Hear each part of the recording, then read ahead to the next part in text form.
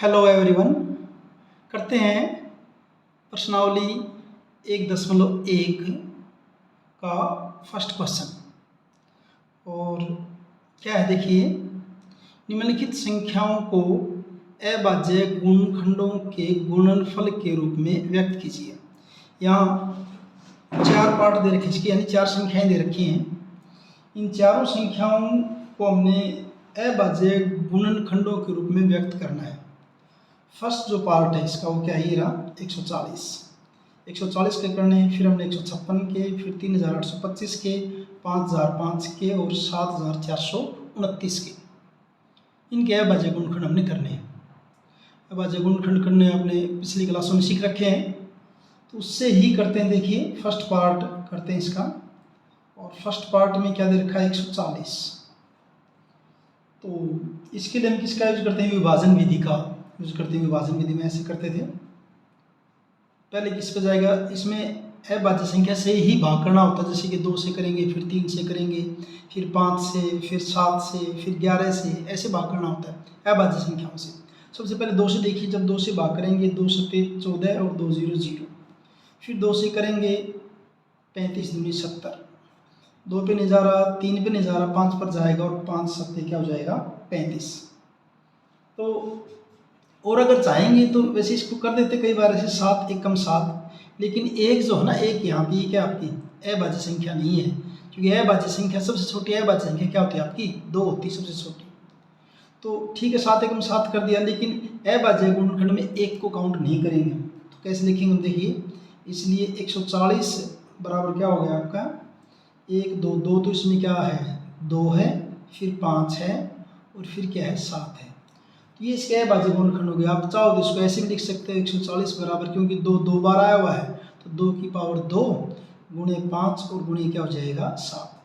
तो ये हमने 140 के कर दिए हैं अभाज्य गुणनखंड। उसके बाद करते हैं हम जो है सेकंड पार्ट इसका, और सेकंड पार्ट में जो है किसके करने हैं 156 के। यानी अब क्या ले लेते हैं हम 156 ले लेते हैं। 156 वही विभाजन विधि से, भाग विधि से, पहले 2 पर जाएगा, 2 7 14 और 2 8 16। फिर 2 पर जाएगा 39 दूनी 78, 2 3 6 2 9 18। फिर 2 पे नहीं जा रहा, 9 3 12, 3 पर जाएगा ये, 3 एकम 3, 3 तिये 9। फिर लिख देते हैं इसको 13 एकम 13, लेकिन एक को फिर मैं वही कह रहा हूँ अभाज्य गुणनखंड में हम इसको नहीं लिखेंगे। तो 156 बराबर क्या हो जाएगा 1 2 2 आया हुआ है 2 बार, फिर क्या आपका 3 है और फिर आपका क्या है 13 है, एक को नहीं लिखेंगे। और फिर इसको ऐसे लिख सकते हैं 156 बराबर 2 2 बार आया है तो 2 की पावर 2 गुणे 3 और गुणे 13। ये हो गया इसका सेकंड पार्ट। थर्ड पार्ट में दे रखा है 3825। थर्ड पार्ट में दे रखा है, थर्ड पार्ट में दे रखा है आपका 3825, क्योंकि लास्ट में 5 इसलिए 2 पर तो जाएगा नहीं। 3 पर देखें, 5 और 2 7, 7 और 8 15, 15 और 3 18, 18 आ रहा है, इसका मतलब 3 पर जाएगा। पहले भी 3 पर करेंगे तो 3 एकम 3 और 3 दूनी 6, बच गए 2, बन गए 22, 3 7 21 और 3 पंजे 15। फिर जो है फिर 3 पर जाएगा ये, और 3 पर जाएगा तो क्या बनेगा 3 चौके 12, 3 दूनी 6 और 3 पंजे 15। अब 3 पर नहीं जाएगा, अब अगला जाएगा 5 पर। 5 8 40, 2 और 5 पंजे 25। फिर 5 पर जाएगा और 17 पंजे 85, और फिर 17 एकम क्या लिख देंगे 17। तो 3825 जो है वो किसका बराबर हो गया 1 2, 2 बार क्या है आपका 3 है, फिर 1 2 5 आया है कितनी बार 2 बार आया है, और फिर क्या आपका 17 है। यहाँ छोड़ दीजिए या इसको ऐसे लिख दीजिए, 3 कितनी बार है 2 बार, 5 कितनी बार है 2 बार और गुणे कितने 17। ये हो गया आपका थर्ड पार्ट। बात करते हैं फोर्थ पार्ट की, और फोर्थ पार्ट में क्या दे रखा है आपका फोर्थ पार्ट में दे रखा है 5005। 5 पर ही जाएगा सीधा ही, 5 एकम 5, 5 0 0, 5 0 0, 5 एकम 5। अब ये 5 के बाद 7 पर जाएगा भी, 7 से करें देखिए 7 एकम 7, 3 बच गए, बन गए 30, 7 चौके 28, 2 बच गए और 7 तिये 21, 143। अब 7 के बाद आगे कितने पर जाएगा, 11 पर जाएगा। 11 एकम 11, बच गए 3 और 11 दिए 33। फिर 13 पर जाएगा, 13 एकम 13। तो यानी कि 5005 जो है 5005, हम उसको क्या लिख सकते हैं, 5 गुणे 7 गुणे 11 गुणे 13, 5 गुणा 7 गुणा 11 गुणा 13। तो ये आपका फोर्थ पार्ट। फिफ्थ पार्ट और कर लेते हैं, कर देता हूँ। फिफ्थ पार्ट, पांचवा पार्ट इसका, वो है 7429। 2 पर तो नहीं जाएगा ये 9 2 11, 11 और 4 15, 15 और 7 22, 3 पर भी नहीं जाएगा, 5 पर भी नहीं जाएगा, 7 पर भी नहीं जाएगा, ये 11 पर भी नहीं जाएगा, 11 के बाद 13 पर नहीं जाएगा, ये जाएगा सीधा आपका 17 पर भी। 17, तो 17 चौके मैं कर देता हूँ यहाँ, 17 चौके 68, 7429। वैसे रफ में भाग करके देख लेते हैं। 17 चौके 68, कितने बच के 14 में से 8 गई, 6 2 उतार लिया, 17 दिए 51, 2 में से 1, 6 में से 5 गया 1, 9 उतार लिया, और 17 7 119, यानी 17 से भाग करें यहाँ कितना हो जाएगा आपका 437। फिर 17 पर भी नहीं जाएगा, अब जाएगा आपका ये 19 पर जाएगा। जब इसको करोगे तो आप 19 पर, 437 जाएगा 19 पर। 19 दूनी 38, कितने बच गए 5, 57 बन जाएंगे, और 19 437 जाएगा आपका 19 पर। तो 19 दूनी 38, 3 का लिख दिया, 19 दूनी 38, 5 बच गए, 57 और 19 दिए 57, और फिर आपका 23 एकम 23। तो 7429 जो है, 7429 बराबर क्या हो जाएगा, 17 गुणे 19 गुणे 23। तो ये 7429 के क्या हो गए, अभाज्य गुणनखंड। ये आपके थे यहाँ पे ऐसे 5005 के अभाज्य गुणनखंड, यहाँ लिख दिए हमने 3825 के अभाज्य गुणनखंड, और यहाँ लिखे 156 के अभाज्य गुणनखंड, और यहाँ क्या लिखे थे 140 के अभाज्य गुणनखंड। इस ढंग से ये फर्स्ट क्वेश्चन जो आपका कंप्लीट है। करते हैं सेकंड क्वेश्चन। सेकंड में क्या है,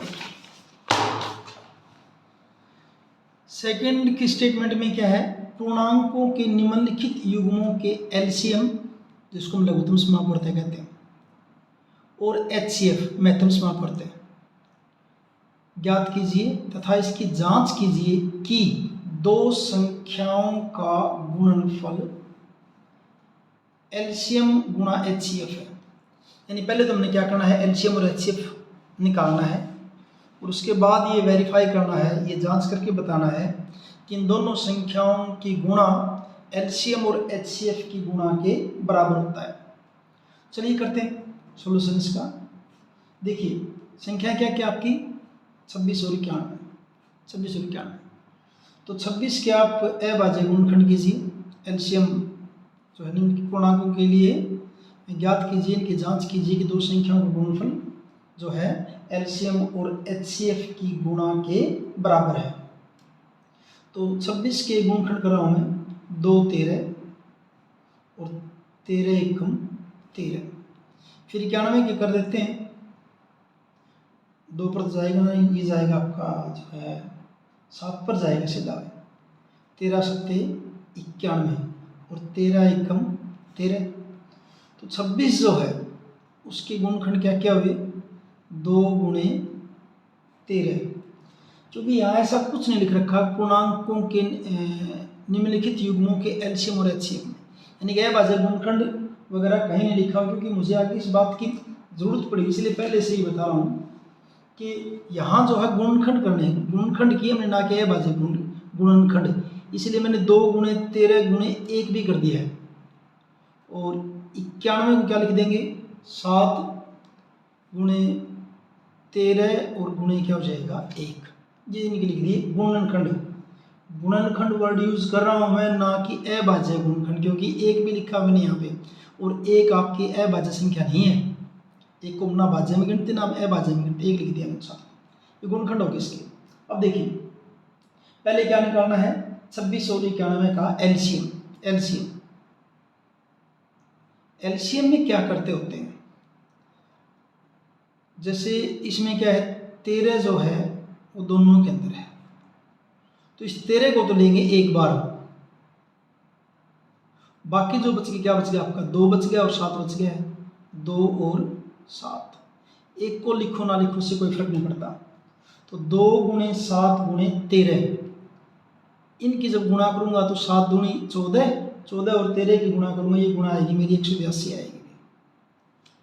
कर रखी पहले, 2 गुणा 7 गुणे 13 किसका हो जाएगा, 182 के। अब निकालते हैं इसका HCF। HCF जो हो क्या होता है, तो दोनों में कॉमन होता है। दोनों में कॉमन क्या है, 13 है, सिर्फ ये 13 है, तो HCF कितना हो जाएगा आपका, 13 हो जाएगा। एलसीएम निकाल लिया, HCF निकाल लिया। अब अगली बात क्या बतानी थी, ये जो लाइन किया हुआ है, अंडरलाइन किया है, दो संख्याओं की गुणा और उनका HCF और LCM।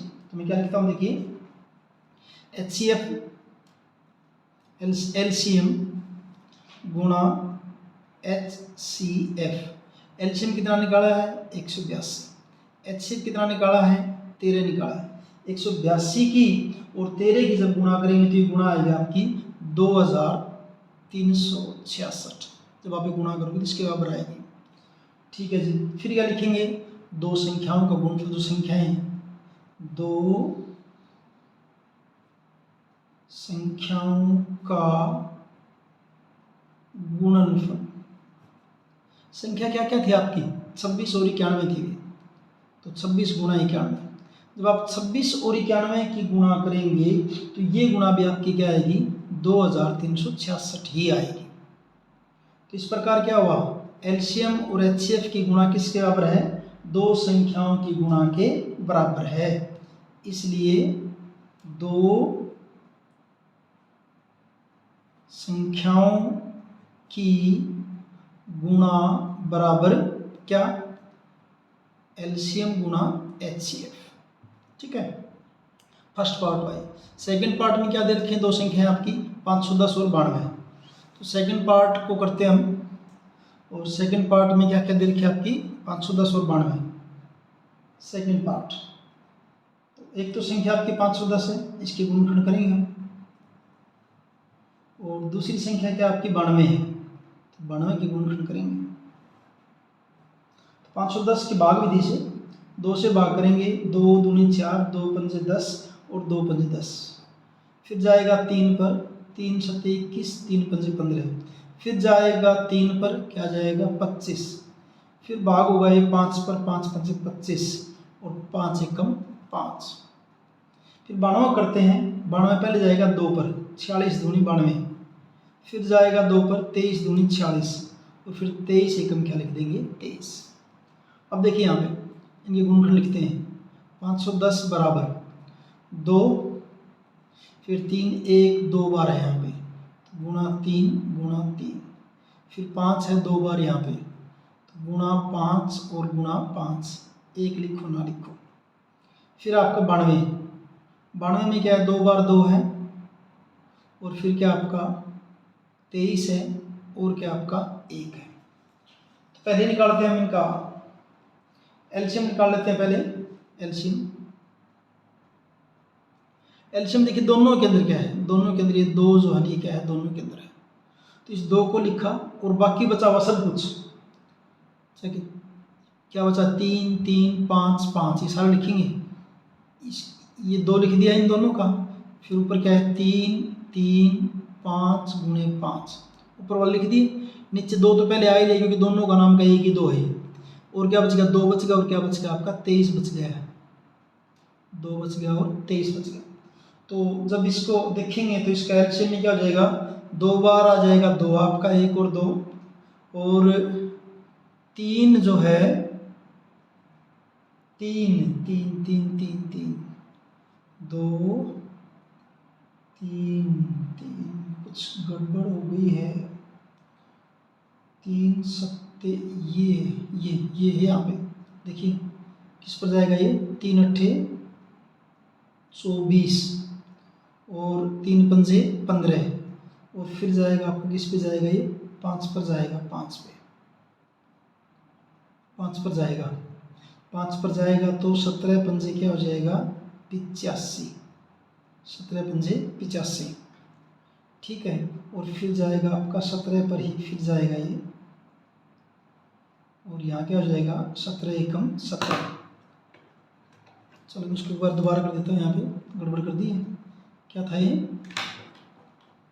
510 था, 510 को 2 से किया, 2 दूनी 4, 2 पंजे 10, 2 पंजे 10, फिर क्या इसको 3 पे, 3 से 21, 3 पंजे 15, फिर वही गड़बड़ कर रहा हूँ। देखिए मैथ में यही होता है, जब एक बार गलती करो वही तो देखिए 321 नहीं, 3 अट्ठे 24, और फिर जाएगा 5 पर, 17 पंजे 85, और फिर 17 एकम 17। तो 50 के गुणखंड ये है, भी वो गलत हो गए हमारे। तो 50 के गुणखंड इसको 510 के, इसको दोबारा से कर देते हैं, यानी कि इसको दोबारा करते हैं। देखिए 510 बराबर क्या होगा 2 गुणा 3 गुणा 5 गुणा 17 गुणे 1, 2 गुणा 3 गुणा 5 गुणा 17 गुणा 1। और 92 के तो ठीक थे हमारे, 92 के गुणखंड क्या क्या थे हमारे, 92 के थे 2 2 23, 2 2 23 और 1। इसको मत करना, ये करना इसकी जगह। अब लिखेंगे इसका, देखिए एलसीएम, ये दोनों में 2 तो है, एक बार ये रहे, इसको 2 को तो एक ही बार लिखेंगे। वहाँ क्या बच गया आपका, नीचे देख लो चाहे, वहाँ क्या बच गया आपका 3 बच गया है, 5 बच गया, और क्या 17 है। यहाँ पे 2 और 23 है, यहाँ 2 है, और ये क्या आपका ये 23 है। और जब इनकी सबकी गुणा करेंगे आप, 2 जिसमें 2 2 बार है, 1 और 2 बार है, फिर 3 हो गया, फिर 5 हो गया, फिर 17 हो गया, फिर 23। और जब इनकी सबकी गुणा करेंगे तो ये गुणा आएगी आपकी 23,460, ये गुणा होगी इनकी। अब निकालते इसका HCF। HCF इसके अंदर दोनों के अंदर कॉमन क्या है, सिर्फ 2। HCF कौन सी संख्या होती है जो दोनों में हो, तो दोनों के गुणखंड 3 संख्या है तो तीनों में हो, दोनों में सिर्फ क्या आपका 2 ही है, तो HCF कितना हो जाएगा आपका 2 हो जाएगा। ठीक है यहाँ तक। फिर अगला स्टेप क्या था, एलसीएम और HCF की गुणा करके दिखाओ भी। तो एलसीएम गुणा HCF, एलसीएम कितना निकाला था 23,460, और HCF कितना निकाला है 2 निकाला है। और जब इनकी गुणा करेंगे हम जो है 23,460 और 2 की, तो ये गुणा जो आपकी आएगी 46,920 में, 46,920। फिर इन दोनों संख्याओं की गुणा, दोनों संख्याओं की गुणा, जो 2 संख्याएं दे रखी थी जिनका हमने लघुत्तम और महत्तम निकाला, वो संख्याएं क्या क्या थी आपकी 510 और 92 थी, 510 और 92। और जब इन दोनों की गुणा करेंगे तो ये गुणा भी आपकी क्या आएगी 46,920। कहने का मतलब क्या है, एलसीएम और HCF की गुणा और दोनों संख्याओं की गुणा क्या आ गई आपकी बराबर होगी, बराबर होगी, इसका मतलब आपका सत्यापन हो गया है, आपने वेरीफाई कर दिया है। इसलिए दोनों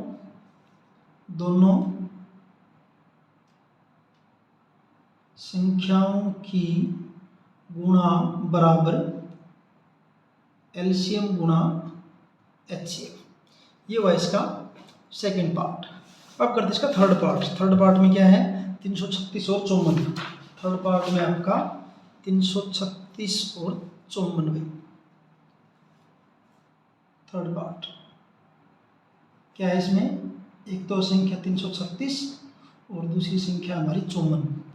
336 के गुणनखंड कीजिए, 2 से करेंगे, 2 एकम 2, 2 छीके 12 और 2 अट्ठे 16। फिर 2 से करेंगे, 2 अट्ठे 16, 2 चौके 8। फिर 2 से करेंगे 42, फिर 2 से करेंगे 21, फिर करेंगे 3 से 21, और फिर 7 से 7 एकम 7।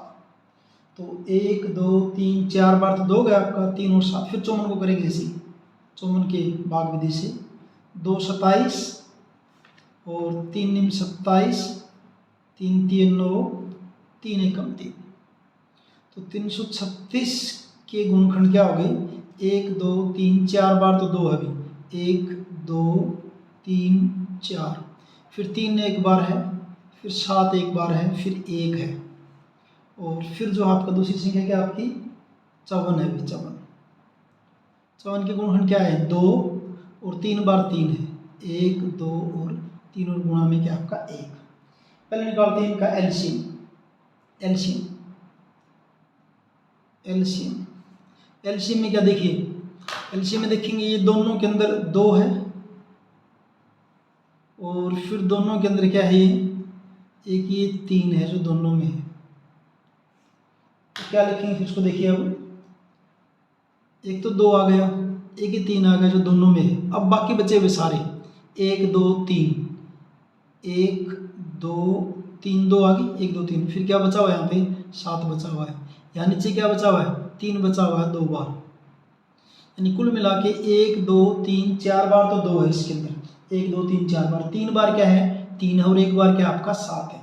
और जब आप इनकी सब की गुणा करोगे तो ये आपकी गुणा आएगी 3024 आएगी। ये गुणा जब इसकी गुणा करोगे आप 336 और 54 का जो एलसीएम निकालोगे वो आपका कितना जाएगा 3024 आएगा। इन सब की गुणा किसके बराबर 3024 के। फिर एचसीएफ निकालते हैं। एचसीएफ किसके बराबर, जो दोनों में कॉमन है। दोनों में कॉमन क्या है, एक तो 2 हर एक क्या आपका 3 है, तो क्या लिख देंगे 2 गुणे 3 यानी कि 6। तो एचसीएफ कितना हो गया आपका 6 हो गया है। अब वही वेरीफाई करने के लिए एलसीएम गुणा एचसीएफ, एलसीएम कितना निकाला है 3024 और ये कितना आपका 6, तो 24 सिक्का 144 और 6 3 18 है, तो 18144। और फिर दोनों संख्याओं की गुणा, दोनों संख्याओं की गुणा, संख्या क्या क्या थी हमारी 336 और 54, 336 और 54 की जब हम गुणा करेंगे तो ये गुणा भी क्या आएगी आपकी 18144 आएगी। और इसलिए हम कह देंगे, इसलिए दोनों संख्याओं की गुणा, दोनों संख्याओं की गुणा बराबर एलसीएम गुणा एचसीएफ। इस ढंग से दूसरा न्यूमेरिकल आपका कंप्लीट हुआ। अब करते हैं तीसरे को। तीसरे में क्या करना देखिए, अभाज्य गुणनखंड विधि द्वारा निम्नलिखित पूर्णांकों के एचसीएफ और एलसीएम ज्ञात कीजिए।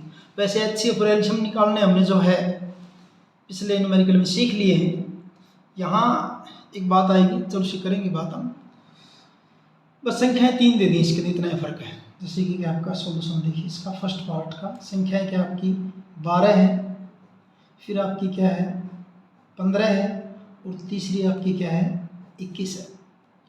तो 2 से करेंगे, 2 छीके 12 और 2 दिए 6, 2 छीके 12 और 2 दिए 6, 12 की गुणनखंड। अब देखिए मैं यहाँ पे 3 एकम 3 नहीं लिख रहा, यहाँ पे क्यों, पीछे करे थे 3 एकम 3, यहाँ नहीं करा, क्यों नहीं करा, क्योंकि यहाँ लिखा है अभाज्य गुणनखंड विधि द्वारा, यानी यहाँ पे संख्याएं क्या होनी चाहिए अभाज्य ही होनी चाहिए।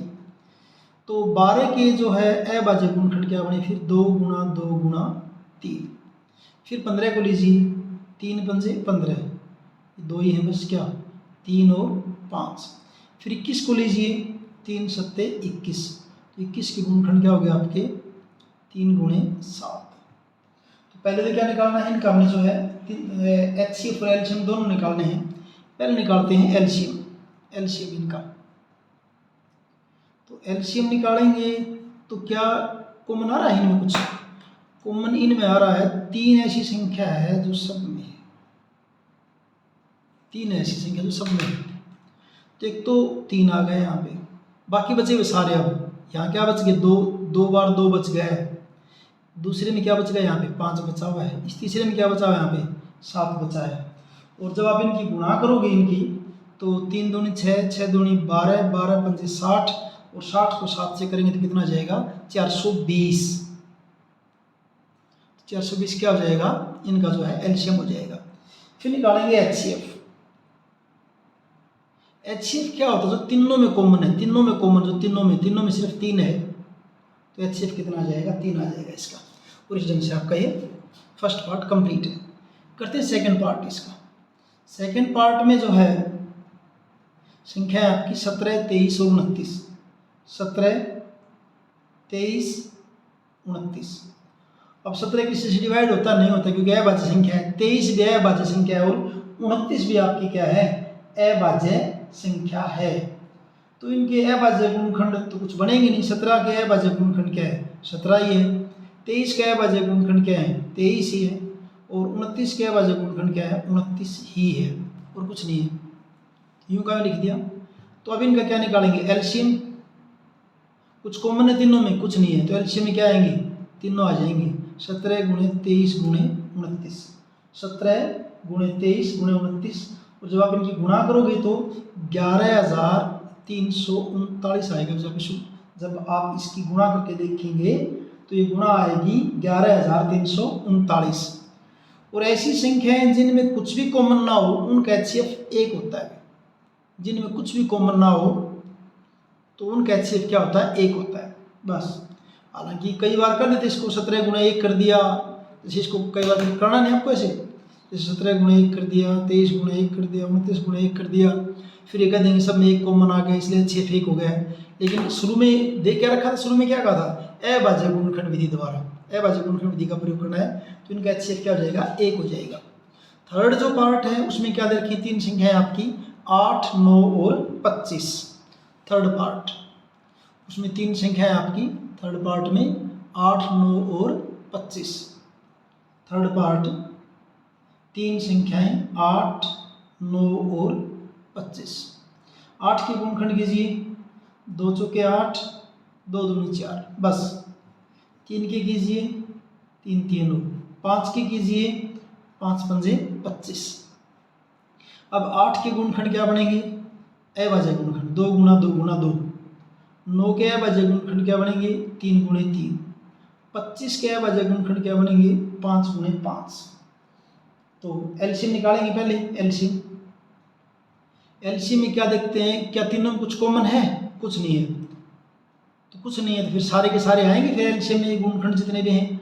यानी कि 3 बार क्या जाएगा, 2, 2 बार क्या आएगा, 3, 2 बार क्या आएगा, 5। और जब इनकी सब की गुणा करेंगे हम, जो है इनकी जब सब की गुणा करके देखेंगे तो ये गुणा जो आपकी बनेगी 1800।